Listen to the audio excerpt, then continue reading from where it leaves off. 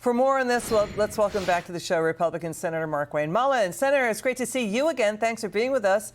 What do you make of the criticisms here? Because President Trump says he and private donors are going to pay for the $250 million costs here, but their lawmakers are demanding details. What do you think?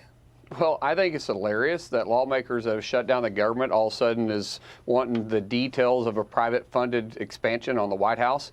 And remember, they didn't complain about Barack Obama doing this in 2009 when he decided to resurface the tennis courts and build an outdoor kitchen for personal use and resurface the tennis courts for making it into a basketball court. Not to mention, Liz, there's a long list of presidents that have done this over the years. The only thing is the difference between when they did it and what's happening now is the president in the White House is actually funding the majority of the renovation, and the rest of it is being paid by personal donors, not taxpayers. And I don't typically read anything online, but I just want people to understand the long list goes all the way back to 1902 with Theodore Roosevelt, and then Wilson and Howard, Taft.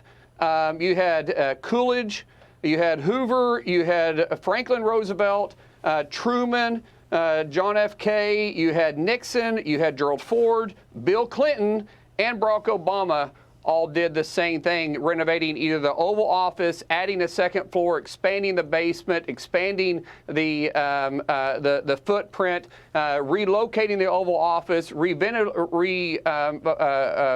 doing renovations to the mansion, which is, by the way, what Clinton did when Hillary Clinton was living there as the First Lady. They used taxpayer dollars to completely renovate the mansion for personal use too, which, by the way, she forgot to mention that in her tweet, Liz. Yeah, I mean, we're looking at it, we're hearing what you're saying. It's been renovated 14 times going back to Teddy Roosevelt. I mean, they want to make the White House ballroom bigger for 1,000 visitors and for state officials to come visit. And it's that the White House needs, a renovation because it has been worn down through the years.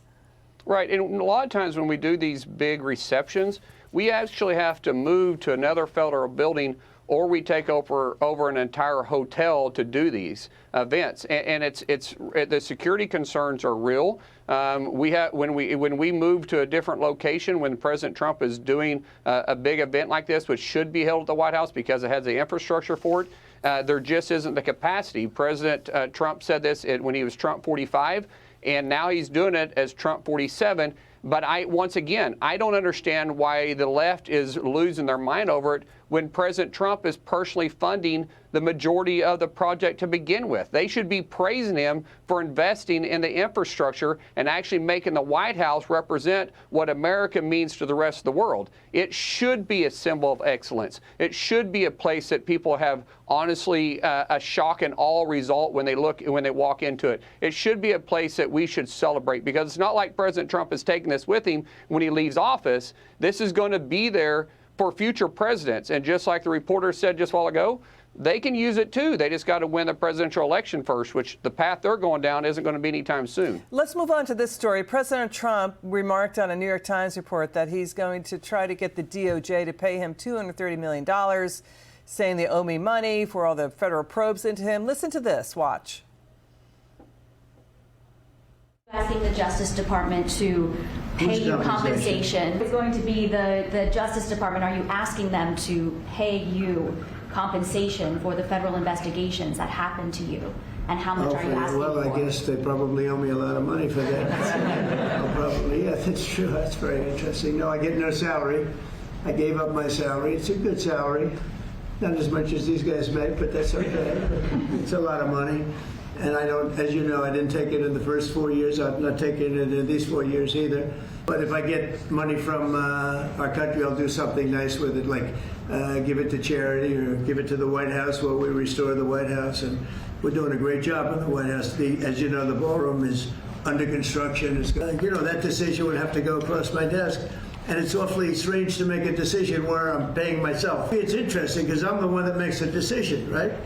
And, that decision would have to go across my desk and give it to charity or something. I would give it to charity. So this is about things like the FBI's search of Mar-a-Lago for classified documents and Trump Russia. You know, he's saying he's going to donate it to charity, but legal experts are criticizing all of this. But he's saying he's not getting paid, he's not getting a paycheck, the federal probes into him are wrong, and he's going to donate any potential payout to charity. Your thoughts? Well, first of all, he said that's an interesting question. So it's not like he's probing for it. He's saying it would be, if they did, it'd be interesting because I don't get paid. I would donate it. I would do something nice with it. And yet the left is once again blowing it out of proportion, kind of like the renovation on for a new ballroom. Anything the president says, they want to make controversy because the fact is they hate him and the American people love him. Okay, Senator Markwayne Mullin, a pleasure to see you again, sir. Thanks for being with us.